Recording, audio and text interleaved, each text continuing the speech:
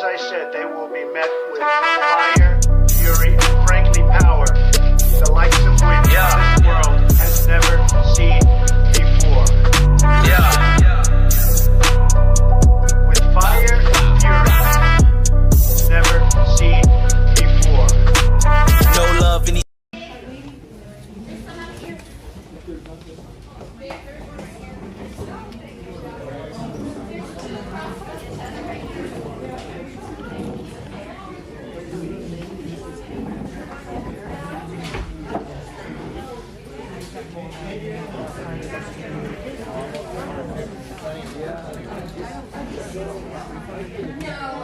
I have 2 seats over here.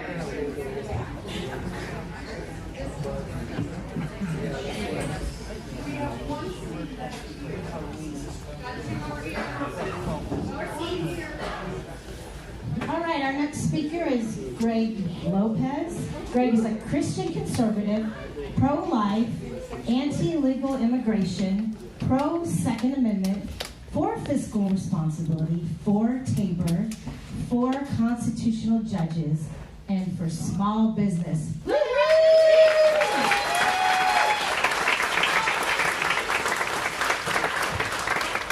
thank you. You know, it's a pleasure to be here. You know, I'm gonna, if you don't mind, I'm gonna put some of you to work. I have a little brochure that we're gonna pass around. Feel free to take one. And then I have a clipboard that if you're interested in staying involved or informed with the campaign, just fill it out and we will put you onto our campaign list so that you can stay abreast as to what's happening with the campaign. This is amazing. You guys are awesome. You know, to have patriots like you step forward and say, you know what, we're going to take our country back. We're going to take our state back. And this is what it's really about. It's about we the people. You know, how we react to what's going on around us. Raise your hand if you know a little bit about me. Okay. Richard Randall. I was on the Richard Randall show this week. So if you haven't heard him, I would encourage you to listen to him. He's a great guy. He's got a great message. So let me share with you a little bit. I got about 30 minutes that I'm going to be speaking. And then I'm going to have 10 minutes where you guys can ask me whatever question you want to ask about anything. Because it's important for us to have a good dialogue. So I want to share with you a little bit about who I am, who is Greg Lopez, and why do I believe I am going to be your next governor.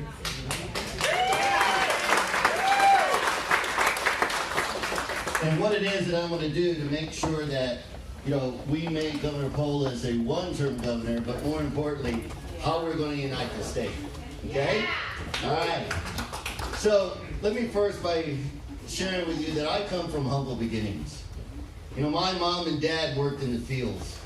My dad had a 6th grade education, and he never really learned to read and write. My mom has a 10th grade education. But what my parents told us children is, you know what, you work hard. You stay out of trouble. You stay true to our Lord and Savior. And you make sure that you surround yourself with good people. And you will achieve the American dream. In whatever that capacity may be. So I'm here before you telling you I am an example of the American dream. Because no one in my family would ever thought that there'd be a day where I would be running for governor in the state of Colorado.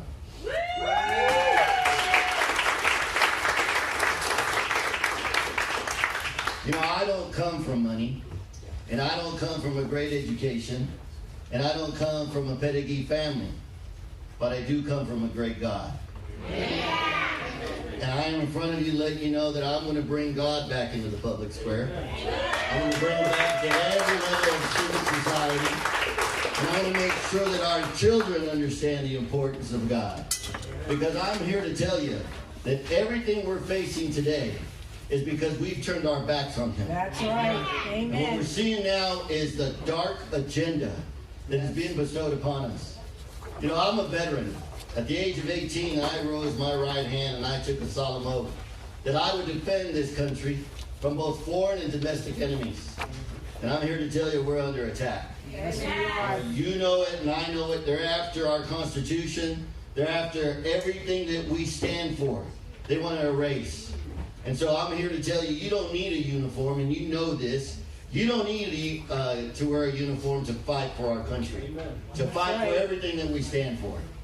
You know, I'm a small business owner. My wife and I have had a small business for over 20 years. I'm the former mayor of Parker, Colorado. Okay. How many of you? You know, I was elected at the age of 27.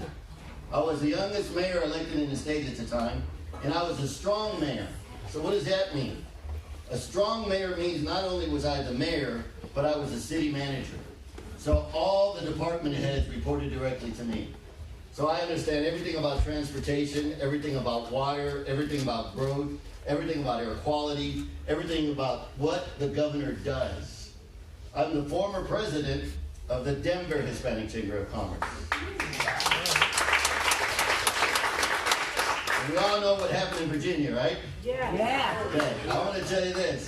We're going to do one better than Virginia. You know, Virginia not only turned it red, but they elected the first black woman to lieutenant governor. That's right. And they elected a Hispanic as Attorney General. Yes. So I'm here to tell you that Colorado is going to elect the first Hispanic governor.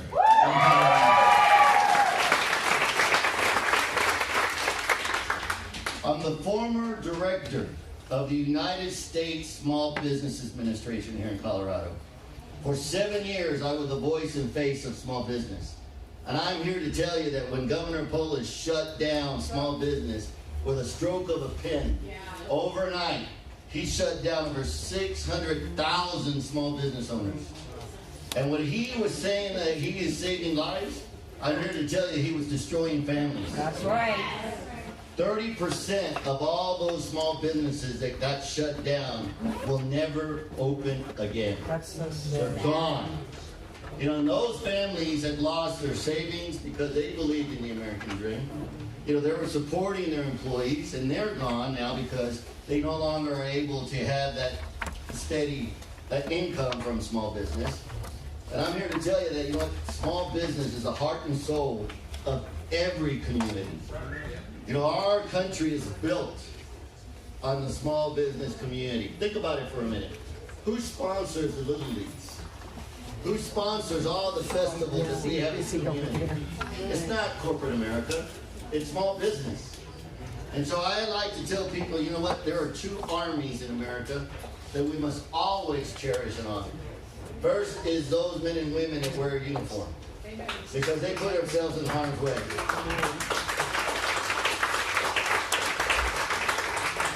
You know, I would like to ask all the veterans that have served or if you're currently serving, please stand up because this week is Veterans Day.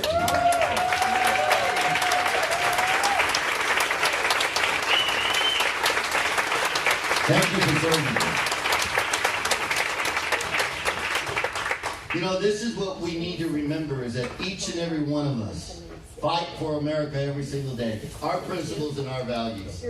And so when we look at what are we going to do to save Colorado, you know, I'm going to share some numbers with you because how many of you, raise your hand, if you truly believe Governor Polis can be beaten? Good. Because it's important that we believe, right? If we don't believe, we don't have hope. That's right. You know, without hope, we will not achieve those things that we need to achieve to get our state back. Amen.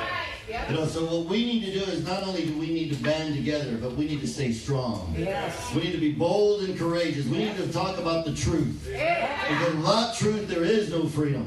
That's right. I'm here to tell you that we will only have as much freedom as we're willing to fight for. And I don't know about you, but I'm going to fight for every single right and freedom that we have in the Constitution. Every right and freedom. So let me share some numbers with you. 1.5 million registered unaffiliated voters in the state of Colorado. 1.1 million registered Democrats, and a little under 900,000 registered Republicans. Yes. So there are 2.5 million individuals that don't believe and think the way we do. Okay? And while I'm running for governor, I want to remind you that every candidate is applying for a job. We're all applying for a job. And your responsibility is to interview us. Yeah.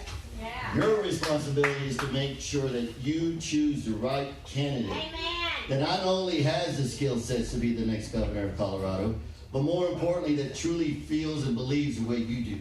Amen. Because that's what we are going to be fighting for, is that elections have consequences. It's about our values and our beliefs against theirs.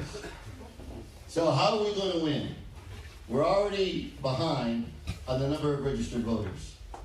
So here's what I'll tell you. Not only do we have to have all the Republicans come out and vote, all of us, yes, regardless of who the nominee is. If it's not me and it's someone else, we will all come out and support that individual. Okay? It's imperative that we do that. We must win 50% of the unaffiliated voters. Yeah. So how do we get the unaffiliated voters? Well, I'm here to tell you that 60% of the unaffiliated voters typically vote liberal, and only 40% vote conservatively. But here's what unaffiliated voters are looking for. They're looking for someone that can bring solutions to the problems, not someone that's pointing fingers and calling people names. That's why they're unaffiliated. They are tired of the political backfighting back and forth. And so they're looking for someone that can bring not only experience, but also solutions to the issues that they face today. And then we must win 18% of the Democrat vote. We must take votes away from Governor Polis. Yep. We must make sure that we take votes away from him, because if we don't, we're going to continue to lose. So I'm here to tell you that I'm going to win the San Luis Valley. I'm going to win Pueblo. And I'm going to take big chunks out of Denver, Adams, Arapahoe, and Jefferson.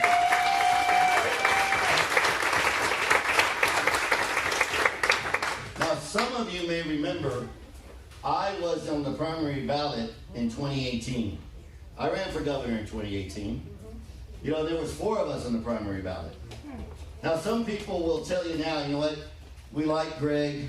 Greg's got the experience. Greg's got the resume. Of course he can be a great governor. But the problem with Greg is he can't raise any money. How many of you have heard that? Okay? Well, here's my response. I have all the money I need to be governor. The problem is it's all in your pocket. So what I need you to do is to reach into your pocket and give me some of that money. But let me give you some numbers about the importance of money. Because it is important, but it's not about how you're going. Money is not going to necessarily get you elected all the time. Remember, President Trump was outspent 10-1, and he got elected. So I'm going to give you some numbers. Walker Stapleton spent $3.6 million. He got 46% of the vote, and it cost him $14 a vote. Victor Mitchell came in second. He spent $5 million. He got 30% of the vote. It cost him $33 a vote. I came in third. I got 13.7% of the vote. Doug Robinson came in fourth. He spent close to $900,000. He got 9% of the vote, and it cost him $18 a vote.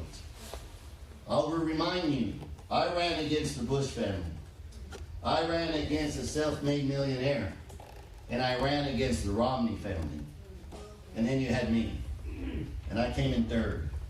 Anybody want to guess how much I spent on a statewide gubernatorial campaign and came in third?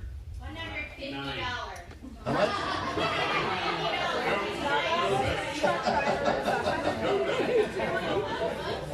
Well, you know what? Probably not too far from that.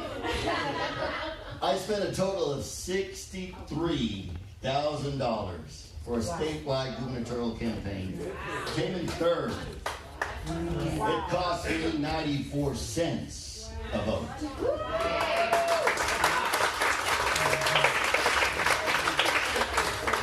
So what that tells me is that my message was connecting.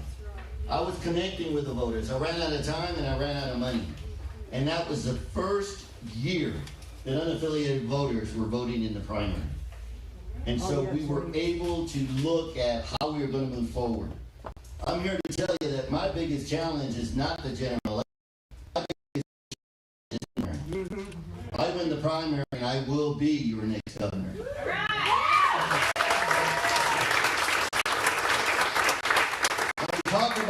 having candidates that are bold and courageous, that are willing to go into communities that we know we're not going to be liked. Amen. And we know that they're not going to like our message. So when I was running for the primary in 2018, the Democrat Party would invite the Republican gubernatorial candidates to their gubernatorial forums. How many of you knew that? Very few people knew about that. I went to 7 of them. I was the only Republican candidate that went to those forums. Now imagine for a minute. I'm in a room with 400 Democrats. And I'm the only Republican in the room. When it's time for me to introduce myself, I would get up and I would say the difference between me and everybody up here and everybody out there is I'm a Republican. And the room would go quiet. But I never got booed, I never got heckled, and I never got mistreated. Because I answered the questions. I didn't challenge or attack anybody. I answered the questions. And I was there for 3 hours. And after an hour or so, the candidates would forget that I was a Republican. Because they would say, I agree with Greg. I agree with what he's saying. And I'd be sitting up there and saying, that's kind of cool. These guys have forgotten that I'm a Republican. And so I got the hard questions. I got questions like, Greg, do you believe in the wall? My answer was yes, I do believe in the wall. We've always had a wall. It was an invisible wall. They clearly knew when they were in Mexico and when they were in the United States. And because they disrespected our wall, now it's time to put a physical wall. And why do we want physical walls? Because we want to protect these people. We want to protect them from those coyotes, from the cartel, from the raping that they're having for young kids, trafficking, all of that. We want to protect them. This is why we need a wall. Okay? The other thing they would tell me is, Greg, they would ask me, do you believe in separating the parents from the kids? You know what President Biden's proposing right now, right? That they would get $450,000 per person, okay, because of that, which is totally wrong. Totally wrong. So when they would ask me that question, here was my response. Are you trying to tell me that in Canyon City, in our Department of Corrections, there are no parents that we've incarcerated and we've separated them from their kids? Right. Because I don't hear you screaming that we're separating Americans from their children when they break the law. Yep. Come on. That's and they didn't know what to say. Okay? So we stand true and bold and we speak the truth. Okay? So these are the things that we're facing. These are the challenges that we need to overcome. You know, education. Think about what they're teaching our kids. You know, today we live in a country and in a state where they're teaching our children that America is evil and that her values are racist. And that is so wrong. You know, imagine a state where we are now teaching kids the importance of America and what it means to live the American dream. And why is it important that we salute the American flag? You know, what was it that we tried to get away from? It was oppression, right? And this is the land that's been blessed by our Lord and Savior. And this is why we defend it. And this is why we stand tall. You know, we can discuss all the negatives that have happened because we must talk about the past. Yeah. George Orwell's in 1984 tells us, he who controls the past controls the future. Right. And what are they trying to do with our history? They're trying to erase it. Right? They're trying to erase it because they want to deliver a new message. And so when we talk about what is going on in our schools, I'm here to tell you that I am a strong advocate for school choice. Yes. Yes. Parents' rights. And I'm going to champion school vouchers in the state of Colorado. And I'm going to make it happen. Okay? Now here's what we need to do. You heard earlier that there was a petition about going back to the poll places, right? Which I totally agree. The mail ballot is the last thing we should have in our country. That's right. But here's what's stopping vouchers from happening in Colorado. The Colorado Constitution has 2 words in it that we must remove. And those 2 words are religious institutions. We need to send a petition around that puts this on the ballot that says in education, we can fund all different types of schools, and we must take out that religious institution language in there, okay? Because that's what's preventing us from having the vouchers. And then we must have another petition where we are having people to vote for the voucher system in Colorado. By doing that, we will give more control to the schools back to the parents. Yeah, that's right. Because when you take your kids out of school, guess what you're taking along with you? Your money. The money that they're counting on, right? And so this is how we hit back. It's making sure that parents have full control over how their kids are going to be taught in school. I'm going to bring back vocational training. Yeah. Vocational training is a need in our Right. schools. Now I'm here to tell you, when I grew up, there was never a discussion about college in my kitchen right. table. Never. Okay? And that's why I joined the military. But I'm here to tell you that I don't even have a bachelor's degree. I have an associate's degree. You know, sometimes I like to kid with people that, you know what, I have a PhD. And people say, well, in what? Right? I have a posthole degree. And my wife said, well, tell them you have 2. Right? So remember, when I was the mayor of Parker, I dealt with all the issues. And so I like to tell you that everything you like about Parker, I probably did. Everything you don't like, it had to be the guy that came in after me. But I have the qualifications to be the governor that truly understands that there are 64 counties in the state of Colorado, not 9. And what happens in the urban corridor is not what Colorado's all about. That's right. You know, we have a governor today that is working very hard to make Colorado into California. Everything he does, just look at the West and look what's going on in California, and he's coming here. Well, I have a message for Governor Polis. If he wants to live in California, Go there. he should move to California. We'll even pack for him. Because we fight for Colorado. Our Western heritage is what we're proud of. And right now, it's not like we can be proud of what's going on here in Colorado because of everything that's happening. You know, his attack on rural Colorado. Remember when he told us we couldn't eat meat? How dare he tell us that? I like my fajitas. I don't know about you guys. You know, so we must push back on that because here's what I'm telling you he's doing in rural Colorado.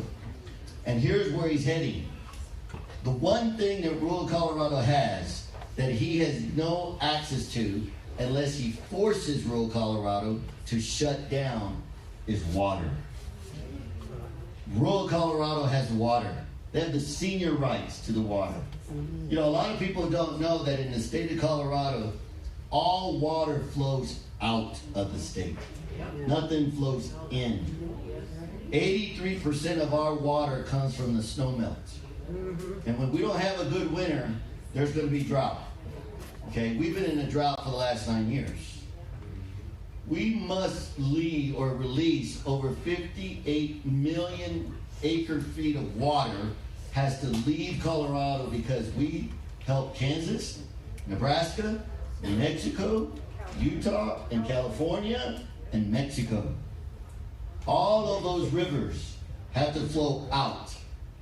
So when we have 83% coming from the snowmelt and 17% coming out of the ground, the only way he can continue to grow the urban corridor is by bringing the water into the urban corridor. So water is gold. And when you look at what's going on with all our growth, I would encourage you to ask, where is all this water coming from? Because it's important for us to make sure we take care of our water. Small business. You know that Colorado has no goals on how much money they should spend with small business at all. The state of Colorado has no goals. From their $30 billion budget, They have no goals on how much they're going to spend with small business. And for me, that is a travesty. Because our small businesses are important. And they should use the taxpayer money to help the velocity of money in every community. Now imagine for a minute, every single community across the state of Colorado thriving. Every small business hiring. And every small business being able to continue to champion everything that we do as a community. You know, if you drive down any main street and you see boarded up windows or vacant storefronts, that community is hurting.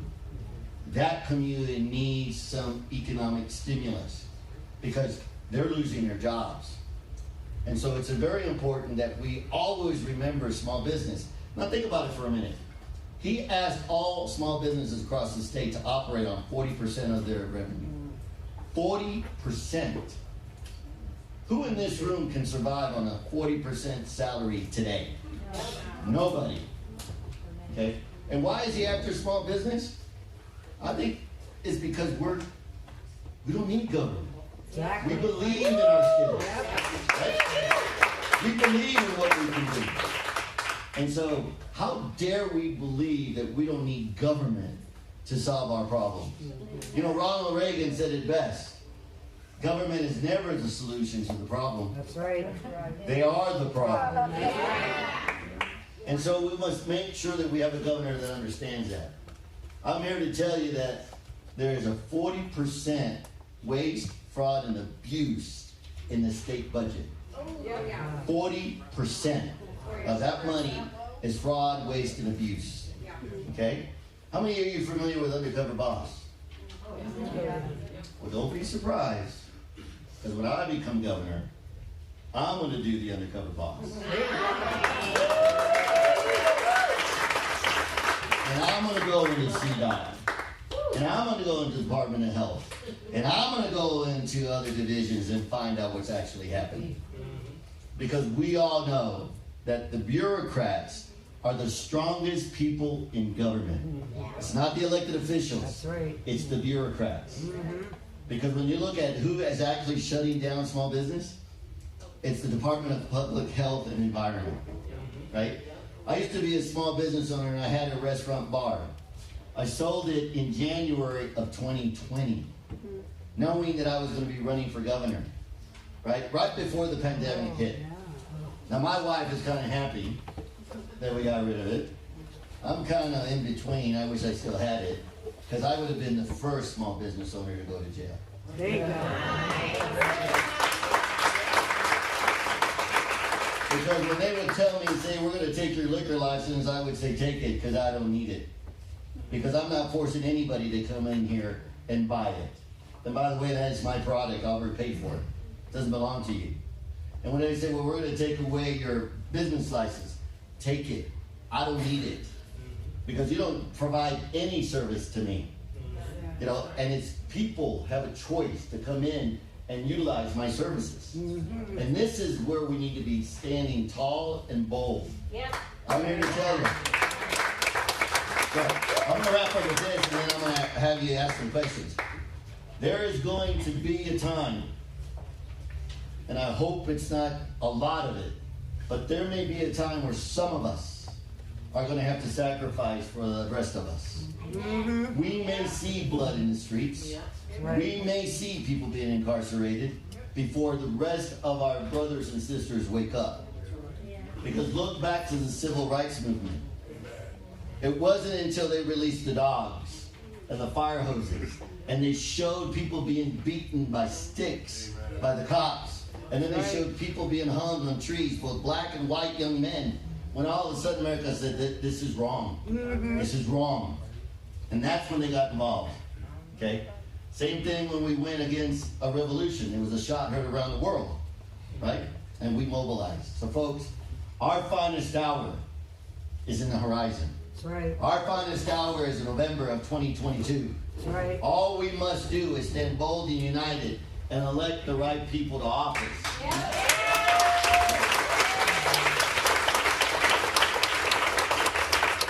So I ask you to stand with me. Stand with me and my wife. And there will be a a true first lady back in the state of Colorado.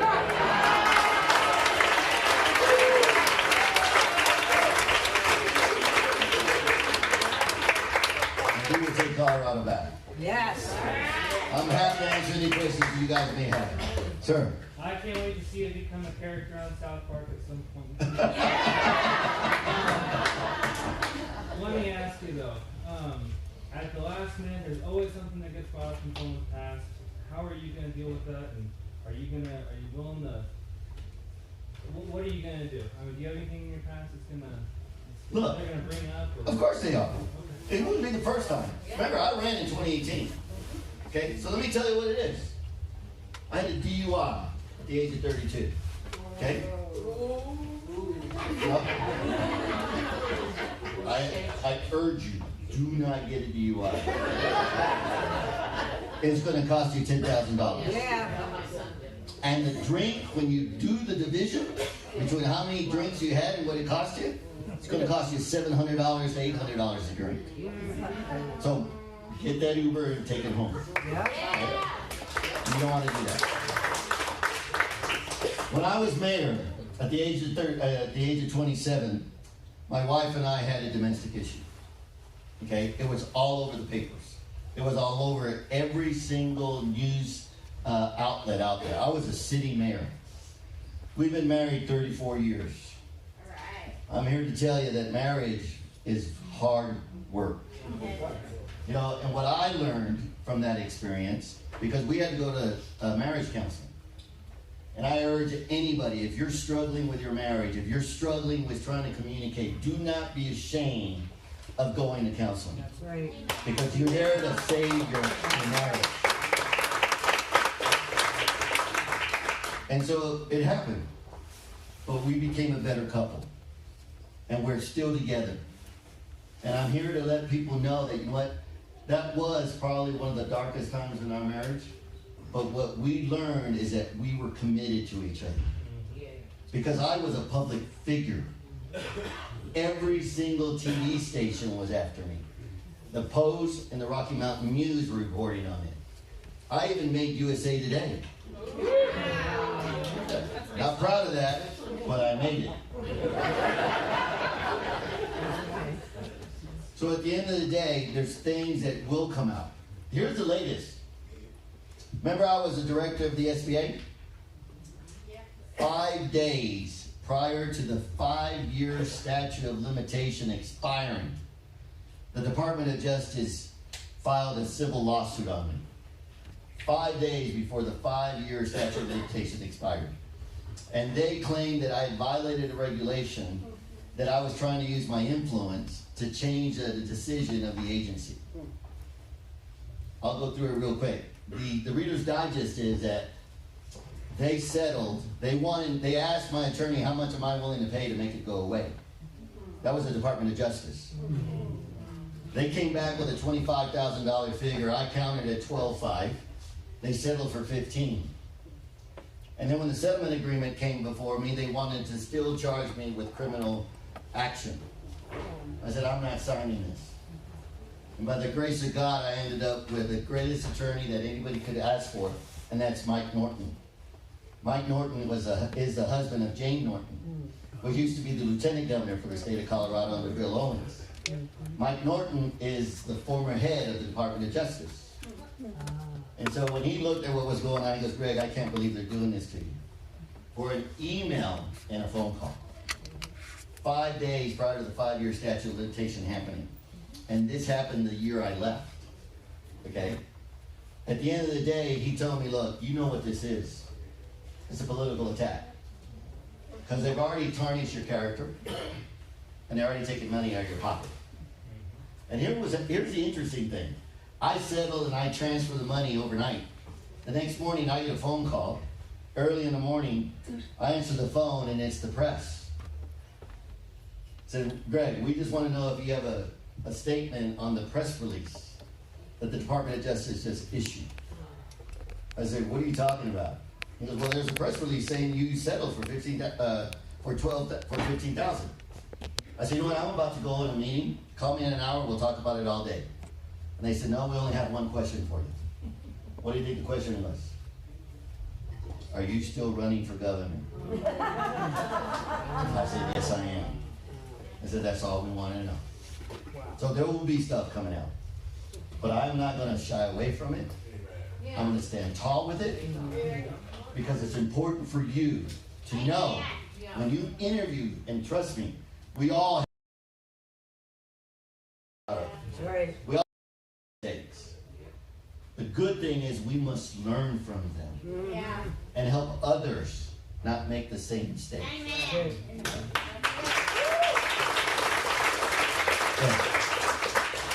So how do you feel about the fraudulent election in 2020, and what are your thoughts about getting that fixed in time to elect you?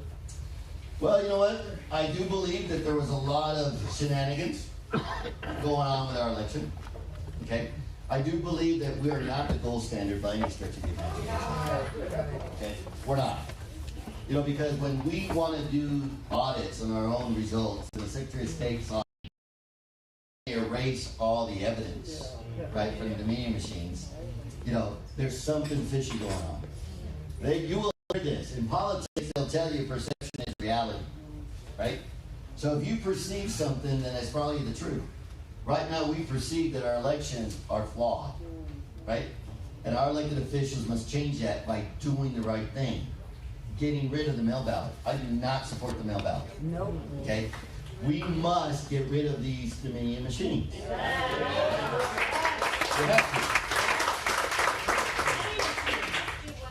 to. Yeah. Now, I don't know that we'll be able to do that, okay, before November. So here's the counteraction. We all go out and vote. That's right. All of us. Yeah. Because the more votes they have to count, the harder it is for them to cheat. Yeah. Last question. It wasn't really a question, more of a statement, but most people don't know you can go and vote in person on election day. They still have places we can have to go vote in person on election day. You take that mail-in ballot with you when you walk into that polling place. Yep. Do it. Do it. Yeah. Sir. I see one of your premises is protecting medical rights, and we've seen a lot within our state pressure from the Department of Health coming down to mandate the vaccine for nurses along with Biden's mandates. My group personally is representing a lot of nurses that have had not only the religious but medical exemptions denied, and now the hospitals are understaffed, they're canceling surgeries. Just here locally, we had somebody that was taken off a transplant list. So what would you do to put pressure on these local health departments, and what is your stance on the Biden vaccine mandate through OSHA? So here's the deal. I do not support any mandates of any kind.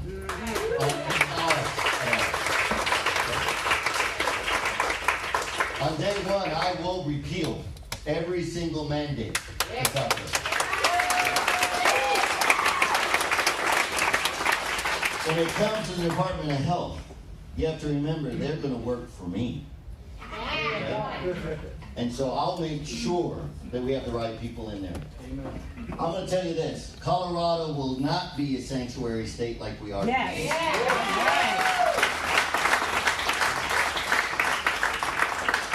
Colorado is going to become, under the Lopez administration, a 10th Amendment state. So when President Brandon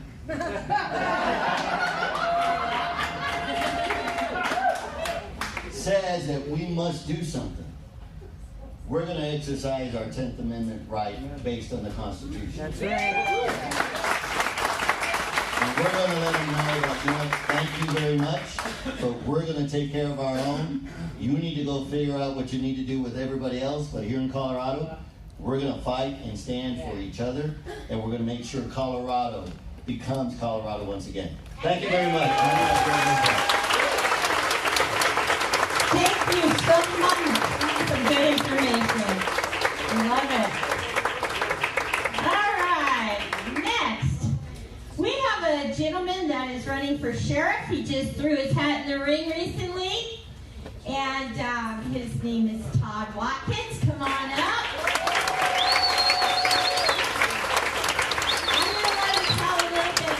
himself, but he's formerly with the U.S. Customs Border Protection. And let's just listen to what he has to say. Thank you.